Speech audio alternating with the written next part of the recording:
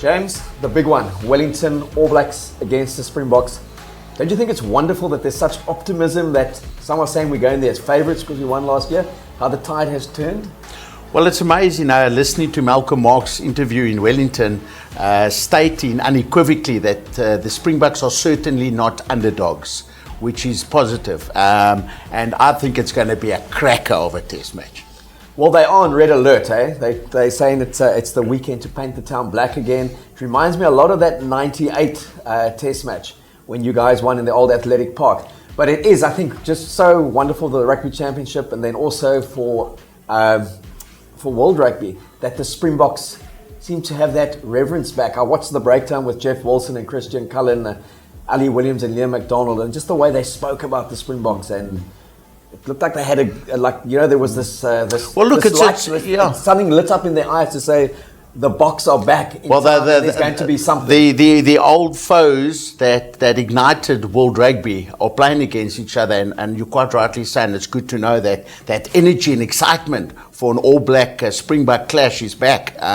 It has been lacking for a couple of years. And certainly, as I've said in some of my columns, if anybody can beat the All Blacks and beat them consistently, it's certainly South Africa. Yeah, and you take last year, 36-34 in Wellington, and then 32-30 at Loftus. Both of them getting the away results. And then the year before that in Cape Town, just the 1 pointer. Yeah. So 1 point in the last 3 test matches. There's a lot of respect for Rassie and the kind of squad that he's built, if I listen to how the Kiwis are talking. And also huge amount of presence from a guy like Dwayne Vermeulen, who will be captaining the side. Your thoughts on the 12 changes from the side that hammered the Wallabies? Well, look, it's certainly encouraging to show that we have a massive pool of players to choose from and that Russia has confidence enough in them to select one squad against the Australians, one squad against the All Blacks. So it's definitely encouraging. Obviously, from the South African rugby point of view, there will always be questions around team selections until we start being consistently good again. But it's encouraging. And obviously on the All Black side also, massive amounts of changes, so it's going to be the clash of the Titans in terms of both coaches selecting what they perceive to or believe to be their best 15 on the day. Yeah, if you look at the All Blacks, Brodie Retallick, the only one who's starting in the same place from the Argentinian test win of 2016, and then Beauden Barrett, interesting, he starts at 15, and Richie Mahunga starts at 10. All the Crusaders back, so 6 of the starting pack are Crusaders. And if you look at the Pumas results, you just thought they were a little bit light in terms of experience and also in terms of their pack. This is definitely the A-team pack back, but I want to ask you, looking at how well the Boks went against the Wallabies, is there a definite A and B team with the Bok packs, or is this you've got to play for your position next week against Argentina to see who the best 8 is? Well, I mean, if you look at the diversity in team selection between the pack that played against Australia, the pack that's playing in the upcoming weekend against the All Blacks, yes, there is a massive difference. I think the only guy in the starting lineup is Eben Etzebeth. So there's a totally new pack on the field. So yeah, I think it is. You're going to have to earn your wings in terms of being number one, and that's what's nice for me. We always used to have a culture in South African rugby under our successful eras where there was a distinct difference between number one and number two, and I think that's important, and I think that's what Rassie is bringing back. If you look at that Springbok starting pack, I mean, Dwayne Vermeulen he picks himself at 8. The big one, though, is when you've got the likes of a Marcel Coetzee and a Francois Lowe. Rassie knows what they can do. Kwagga Smith. Now, everyone loves Kwagga. He's one of those guys. He's a flamboyant player. He adds that X factor. He's been wonderful at sevens and at Super Rugby. He was man of the match when the Barbarians played that All Black 15 at Twickenham. Is he good enough to take the step up? Well, look, I think only time's going to tell, and I think that has always been the question mark over Kwagga's head, is can he make, he built such a reputation in the sevens, and there's always been a cloud. There's never been a real a sevens player that's made the transition successfully to the 15-man game, and I think that's been the question mark over his head. But, he's got the opportunity now. He's certainly the informed open side flanker for South Africa. So, you know what, I wish him well. And like we say, after the 80 minutes, we'll talk again. In New Zealand, he does it there. I mean, he's set up, isn't he?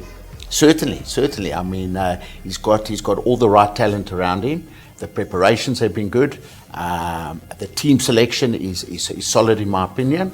And there's no reason why anybody in that 15 should not put up a good performance. When you look at this, the match 15 that the starting 15 that Rusty's picked, who do you want big games from? I mean, obviously we say we want big games from everyone, but certainly. But he's picked a side that comfortably beat the Wallabies, and we thought they would comfortably beat the Wallabies by 10 plus.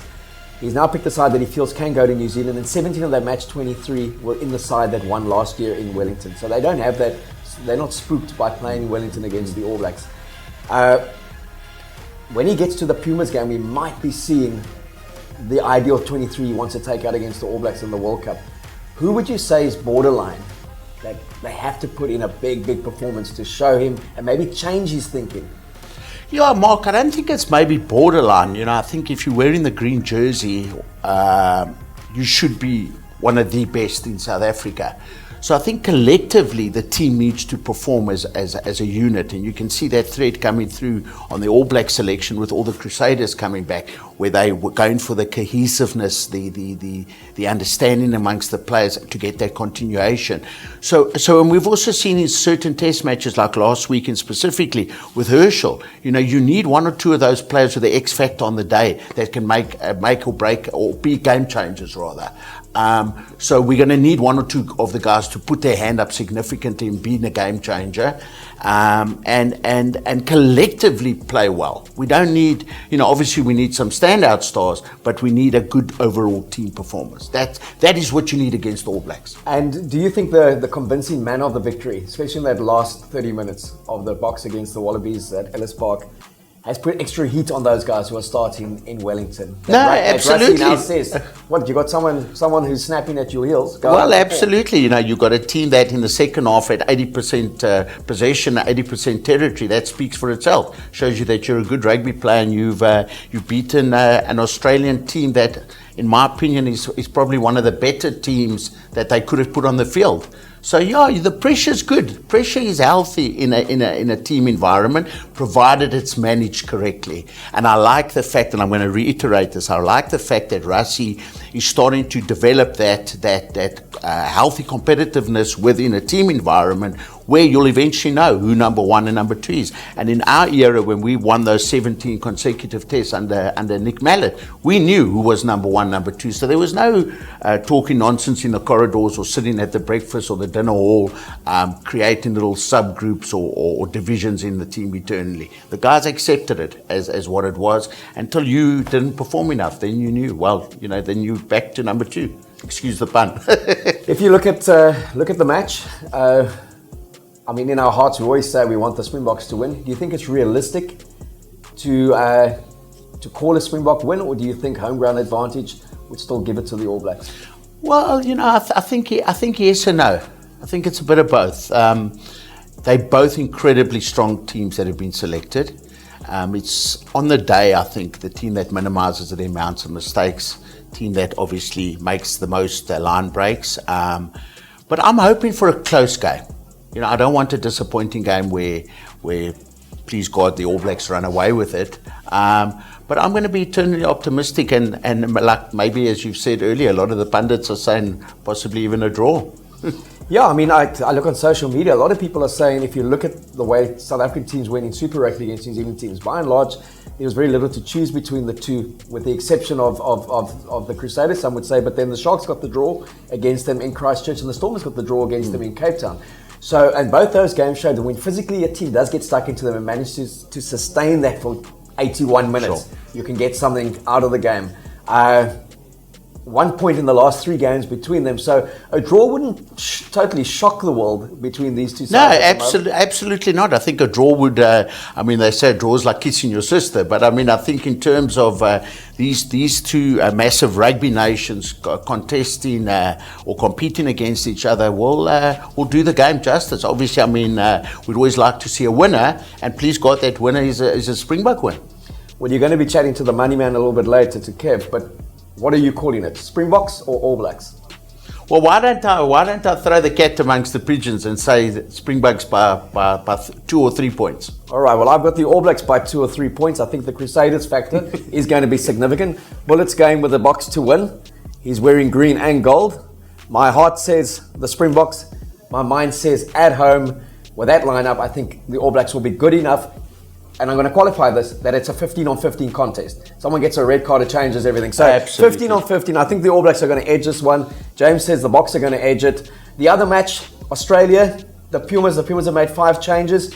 I've got the Pumas to win against the Wallabies in Australia. And I think that's Super Rugby form. They've never lost as the Jaguars in 2 seasons against an Australian team in Australia.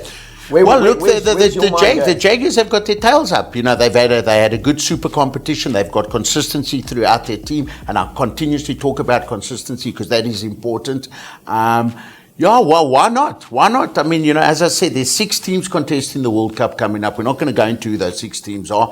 I believe that the Argentinians are, excuse the word, a dark horse, and I think they can certainly upset not maybe even the Aussies, but a few teams in the World Cup. Do you think they will look back at that match against the All Blacks last week in Buenos Aires and say that's one that got away? Absolutely. I mean, they had the line out the last couple of minutes or last seconds, 5 meters from the All Black try line, and the All Blacks created a turnover, which they likely and always land up doing.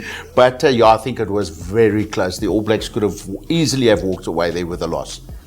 Score: Wallabies, Pumas. Well, why not say the RGs by 7? I've got the RGs by 5.